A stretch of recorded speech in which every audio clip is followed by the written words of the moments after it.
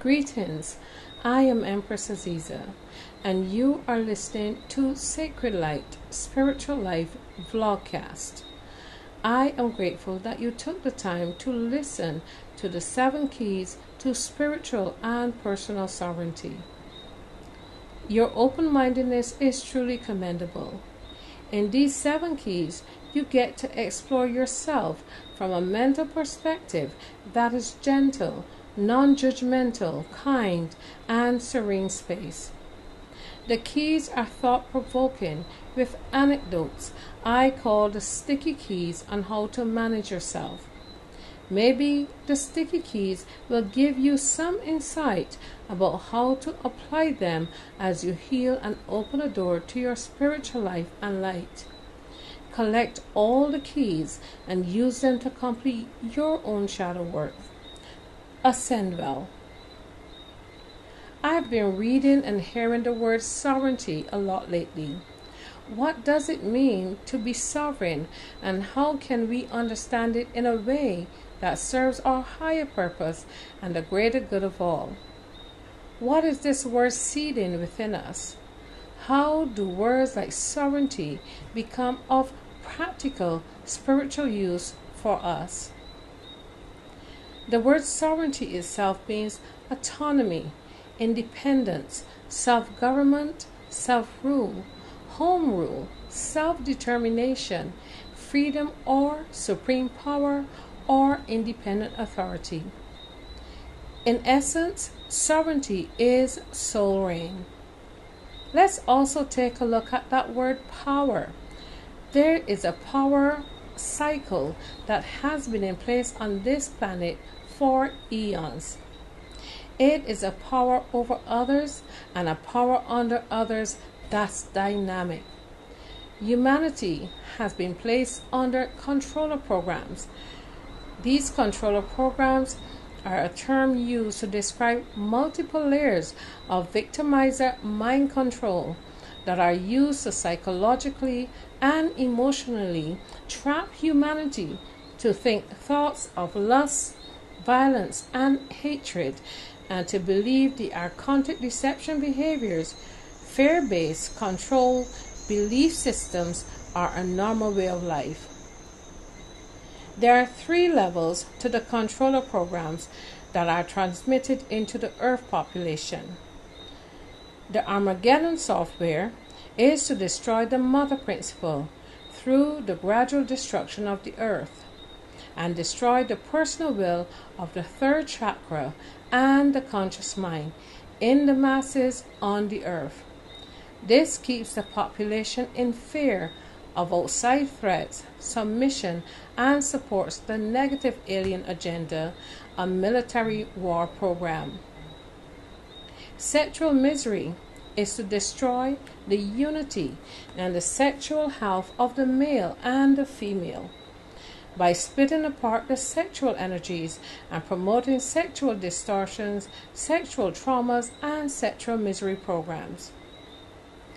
This is designed to ultimately destroy the inner Christos Sophia and the sacred union principle of unity.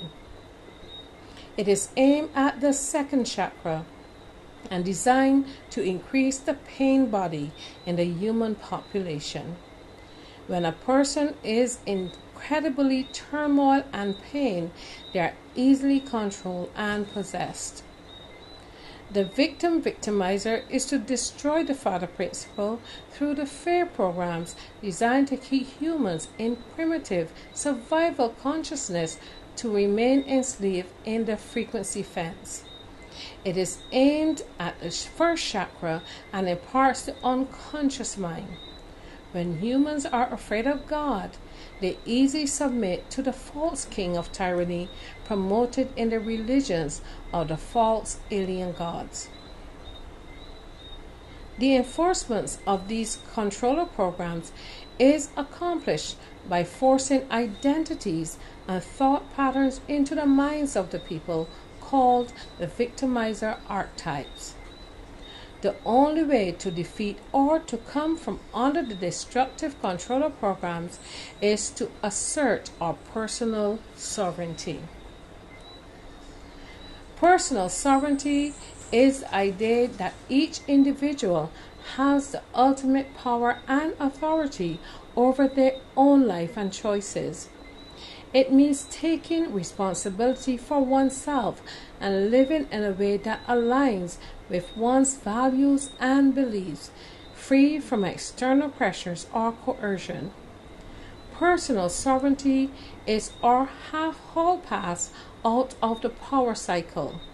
When we believe in our own sovereignty, we disengage within the wheel of the oppressor and the oppressed, of victim and perpetrator. Our sovereign place is right in the middle of the wheel of our lives, at the hub of our experience. This is a place where we understand the meaning of the power within.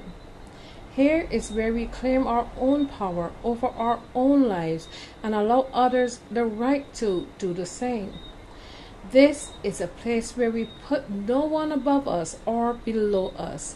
Here we are free of the relentless cycling of the power wheel around us. This hub is centered, calm, and sturdy. This is a place of true, authentic, and self-generated power. This is our throne of sovereignty.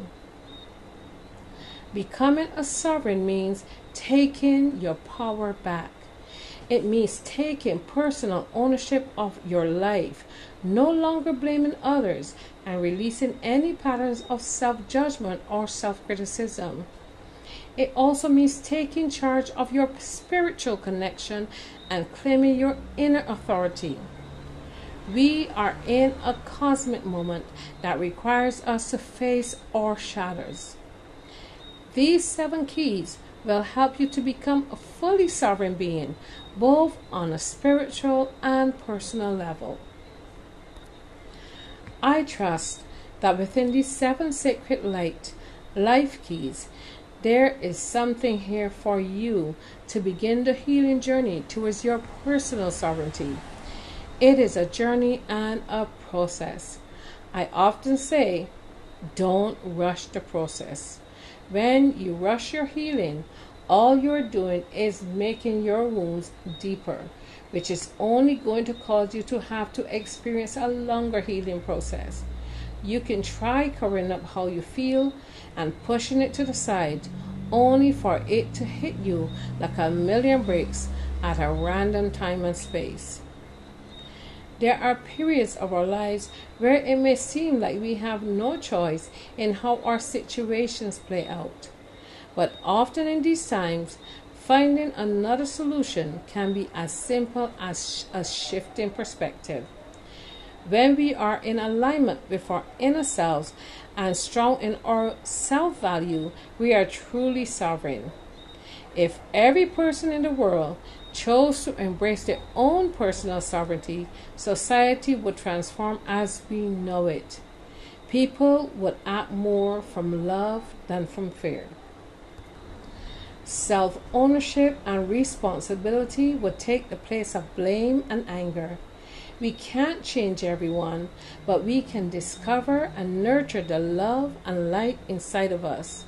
And through that light, we'll find that our best life will be the one that we chose for ourselves.